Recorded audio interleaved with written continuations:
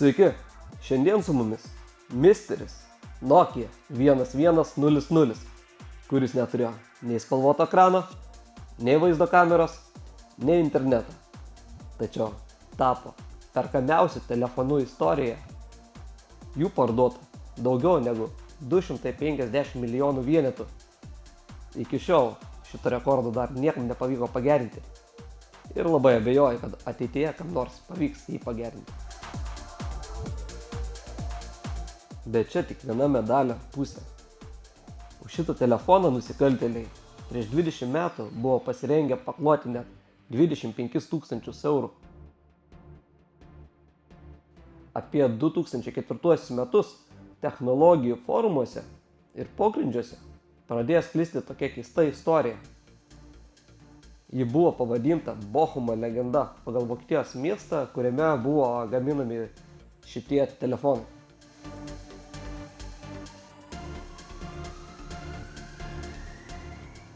Buvo kalbama, kad būtent Vokietijoje pagaminti telefonai turėjo paslaptingą programinę klaidą, dėl ko pradėta ieškoti konkrečių modelių. Dažniausiai minimi modeliai buvo RH15 Europos rinkai skirti telefonai ir RH18 Pietų ir Šiaurės Amerikos rinkai skirti telefonai. Bet jie turėjo būti su tam tikromis senomis programinės įrangos versijomis. Atsirado žmonių, kurie tikėjo, kad tokie telefonai galėjo daryti netikėtus dalykus. Vieni sakė, kad jie galėjo nulaužti bankų sistemas, kiti teigė, jog telefonas galėjo apsimesti netikrą GSM stotimi arba siųsti žinutes su suklastotu siuntėjo pavadinimu. Tokie telefonai buvo ieškomi, perkami, o internete pasirodė kalbos apie milžiniškas sumas. Iš pradžių buvo 5 000, 10 000, o galiausiai ir 25 000 eurų už vieną vienetą. Tačiau yra viena esminė detalė.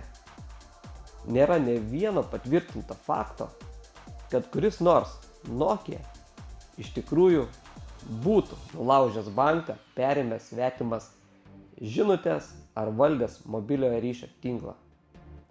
Nebuvo nei teismo bylų, nei oficialių tyrimų, nei realių istorijų spaudoje.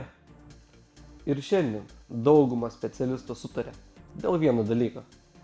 Tai, kas buvo vadinama telefono klaida, greičiausiai buvo žmonių patiklumas, apgaulingos SMS žinutės ir pasakojimai, kuriuos vieni kitiems perdavinėjo patys apgavikai. Ironiška, bet labai tikėtina, kad galų gale apgauti buvo ne bankai, o patys hakeriai, patikėję stebuklingo telefono istoriją. O Nokia 1100 liko istorijoje ne kaip įsilaužimo įrankis, o kaip viena garsiausių technologijų legendų. Be šito telefono turiu dar vieną pirmuką, kuris atkeliavo iš Rumunijos. Jis buvo naudojamas Konex tinkle ir buvo pririštas prie Orange operatoriaus. Iš karto matosi, kad šitas telefonas buvo tikras darbinis arklys. Korpusas nutrintas, mygtukai nudilę, akivaizdu, kad Rumunijoje jis buvo naudojamas kasdien. Kuo įdomus šitas rumuniškas telefonas mums? Visų pirma, tuo, kad ant lipduko aiškiai matome užrašytą RH18 telefono tipą ir jisai yra pagamintas Vokietijoje. Tačiau yra vienas niuansas. Kaip minėjau, šitas telefonas yra pririštas prie Orange tinklo, todėl neįleidžia mūsų į meniu ir negalima patikrinti telefono versijos. Ką galim padaryti? Galim pabandyti atrišti. Gerai, pabandom dabar atsirišti telefoną pagal sugeneruotus kodus. Taip, PW 546 524 plus 7 ir grotelės.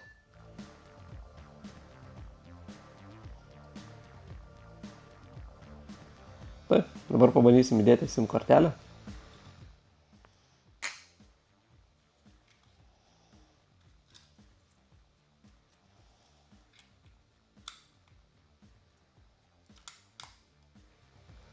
Ok, gerai, pavyko atrišti. Telefonas yra atrištas, dabar ramiai galime pasižiūrėti, kokia yra programinės įrangos versija. Taip, ir matome, įrašytą turime V5.62. Tai yra vėlesnė versija, galimai jau su atnaujinimu, tariamai pataisytų bugu. Pagal legendas ir pasakojimus dažniausiai buvo ieškoma šiek tiek senesnių telefonų, maždaug versijų nuo V4 ir skaičiukai iki 5.2 kažkas tokio. Vadinasi, šitas modelis nepatenka į tą siaurą laikotarpį, apie kurį buvo kalbama forumuose ir pogrindžio rinkose. Įdomu tai, kad net ir šiandien šie telefonai vis dar parduodami kaip kolekciniai. Pavyzdžiui, eBay juos galima rasti už 200-400 eurų. Ir kas juokingiausia, jog pastebėjau, kad daugeliui pardavėjų, pirkėjų jau net nebesvarbu, kokių pagaminimo metų telefonas, kokia tiksli versija, dažnai pakanka parašyti Bochum, Made in Germany, uždeda kainą 200 kainą ir važiuojam. Tai dar kartą parodo, kad šie telefonai vertinami ne dėl tariamų hakeriškų galimybių, o dėl paslaptingos istorijos, senų nuogirdų ir vietos, kurią šis telefonas užima mobiliųjų telefonų kultūroje. Taigi, nepamirškite pasitikrinti savo stalčių. Gal ir pas jūs guli toks Nokia, kuris šiandien jau yra kolekcinė vertybė. Kartais vertingi daiktai slepiasi tyliai. Gerai, baigėme temą su pogrindžio legendomis ir pereinam prie to, kas yra tikra, techninės dalies. Šitas telefonas turėjo pravardę, ją jam davė patys žmonės. Ir ta pravardė yra Trintukas. Ir dabar pažiūrėkime, kodėl būtent šį trintuką pasirinko milijonai žmonių visame pasaulyje. Tai visų pirma, jo forma. Telefonas neturi jokių aštrių kampų. Šonuose matome griovelius, tai ne dėl grožio, jie primena padangų protektorių. Kad telefonas neslystų net ir tepaluotose, prakaituotose rankose. Jis tiesiog prilipdavo prie delno. Klaviatūra. Čia vienas vientisas silikono gabalas. Galėjo jį numesti į smėlį, dirbti miltuose, net apipilti nealkoholiniu alumi ir į vidų vis tiek nepatekdavo niekas. O tas jausmas, spaudžiant tos mygtukus, tai toks užtikrintas klik. Tas klik ir tapo turbūt ramybės garsu milijonam žmonių. Tiesa, po metų naudojimo silikoniniai tie mygtukai išsipūsdavo kaip koks koldūnas. Bet veikti nenustodavo niekada. O viršuje turime ciklopo akį. Tai buvo pirmas masinis žibintuvėlis telefone. Užtenka palaikyti C raidę. Paprasta, genialu, praktiška. Nokia 1100 buvo vienas pirmųjų telefonų, kuris suprato, kad žmonėms reikia ne tik ryšio, bet ir šviesos.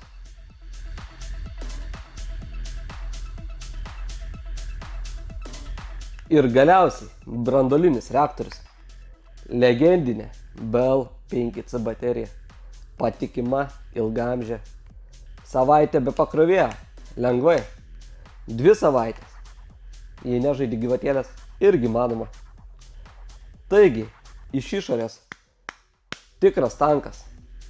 O dabar pažiūrime, kas vyksta jo viduje. Lendame į programinę įrangą. Esame pagrindinėme lange, keliaujame į meniu. Pirmas punktas – pranešimai. Rašyti pranešimą. Pabandykim sukurti žinutę labas. ir išsiųsti ją savo. Siunčiamas pranešimas. Išsiųsta ir iš karto gauta.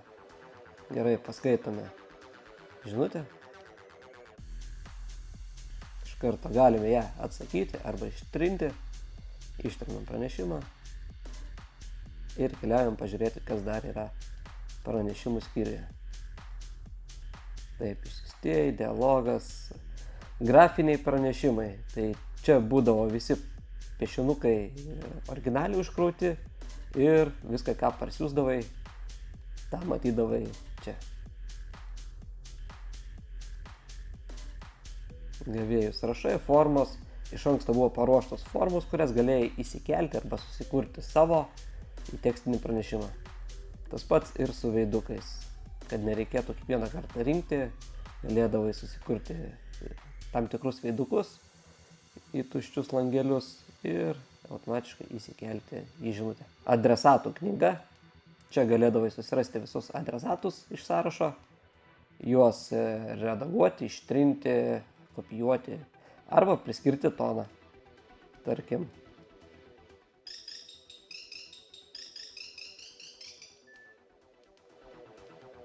Ryšių duomenys.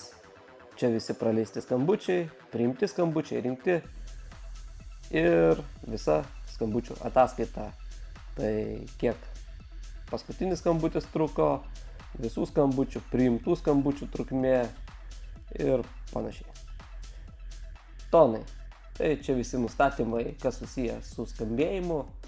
Galim paklausyti keletą skambėjimo tonų. Man labiausiai patikdavo Playgroundas.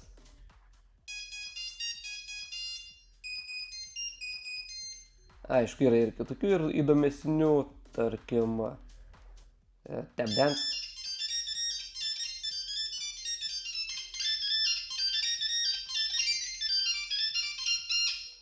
Taip, dar turime trio. O. Manau, girdėtas. Yra dar keletą čia įdomių. O, šitas.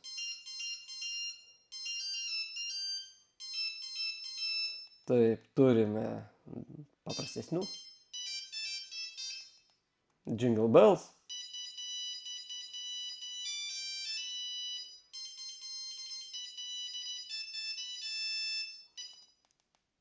Ir daugelį kitokių tonų,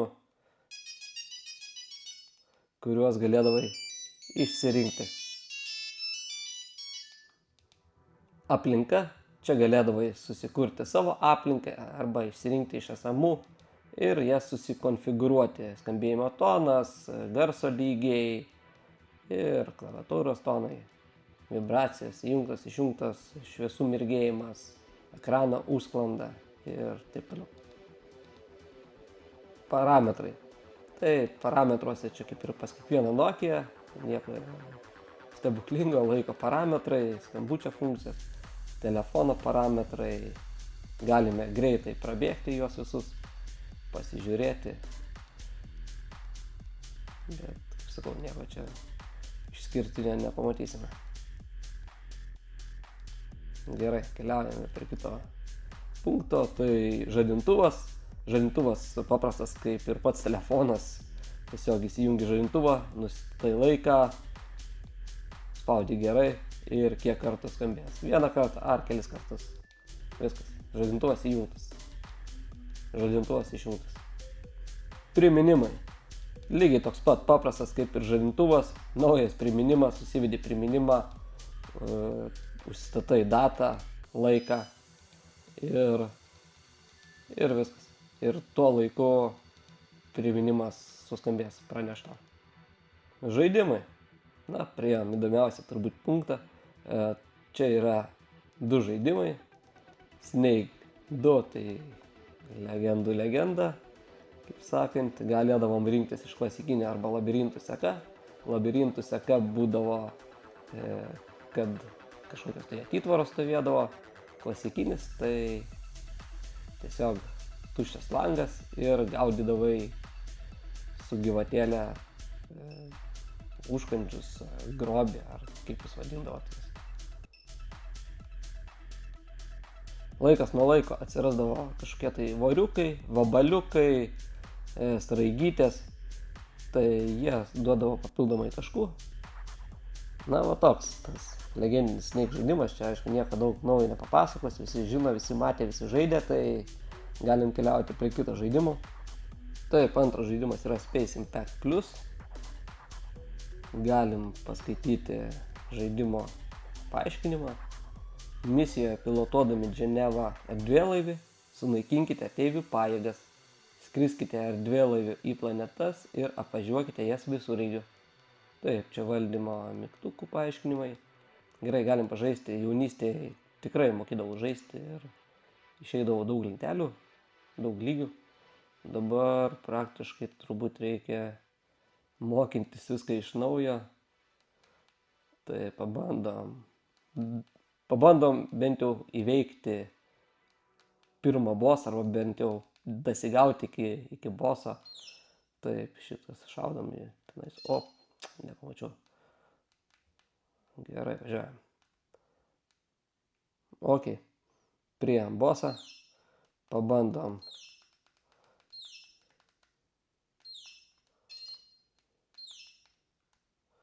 Taip. Atsimenu, kampuose, jeigu būdavai, tai bossas tavęs negalėdavo pagauti. Tai čia toks kaip ir žaidimo bugas ar pliusas, nežinau. Tai jeigu matai, kad nori išsisukti, nueini į kampą ir tada jau esi ramus.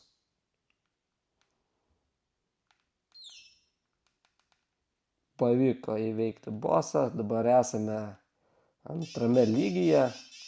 Čia bandom įveikti priešus. Kai pasiemam kažką tai. O, lazeris. Taip, rodo, kad turėjom vieną lazerį. Tuoj pažiūrėsim, ar pavyks mums prieiti prie antro bosso. Nes žiūriu, kad su kiekvieno mygtuko paspaudimu vis prisimenu ir pradedu priprasti prie valdymo. Gerai, šaudom kaip iš automato. Paukšt.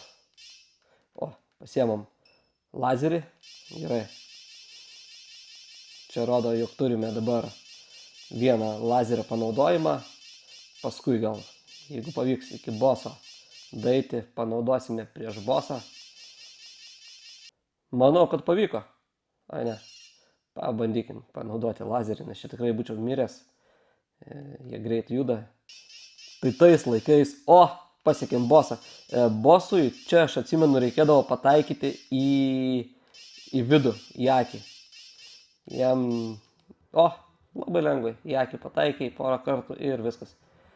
Jo, jeigu iš aro šaudydavai, tai galėdavai šaudyti kiek nori, jisai nemirdavo. Na, trečias lygis. Na, šitą jau lygio nebežaisim, pasiduodamės. Kitos funkcijos, tai būdavo skaičiuoklė, chronometras, labai fainas, paprastas, tiesiog paleidi ir stabdai. Tai atgalinis laikmatis ir kompozitorius, tiesiog galėdavai kurti savo melodiją. Taip, ekrano užsklandos, tai čia galėdavai užrakinimo ekrano užsklandą pasidaryti, kokią norėdavai. Tai irgi būdavo užkrauti paveiksliukai ir tu galėdavai iš tų ekrano užsklandos paveiksliukų rinktis, ką nori. Taip, apžvelgiam visą meniu. Meniu tikrai nėra kažkoks įspūdingas, didelis, bet šitam telefonui nieko įspūdingo ir nereikia. Tiesiog kasdienis, paprastas meniu. Ok, dar galim padaryti skambinimo testuką.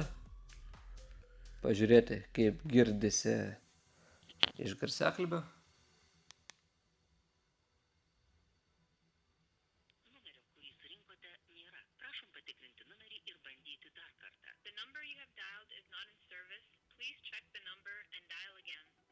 Taip, galime apžvelgti, ką turim dar iš mygtukų funkcijų. Tai iš mygtukų funkcijų turim, kaip ir sakiau, C raidę palaikius, užsidega simbolis lempelės ir šviečia lemputė. Atleidžiam ir lemputė užgesta. Taip, užrakinimas vyksta vidurinis mygtukas ir šoninis mygtukas, klaviatūra užrakinta ir taip pat klaviatūra atrakinta. Daugiau funkcijų nieko nėra, išjungimo funkcija ir aplinkos įjungimo funkcija. Galėdavai vienu mygtuko paspaudimu pasirinkti aplinką arba tiesiog išjungti telefoną. Tai nebuvo telefonas, kurį dėdavai ant kavinės stalo, kad pasipuikuotum. Tai buvo telefonas, kurį dėdavai ant stalo tam, kad su juo būtų galima atsidaryti nealkoholinio alaus butelį, pasišviesti kelią namo ir parašyti žinutę: aš jau grįžau. Paprastumas buvo jo didžiausia prabanga. Su jumis buvau aš, Laimonas, iš 53 archyvo. Iki kitų apžvalgų.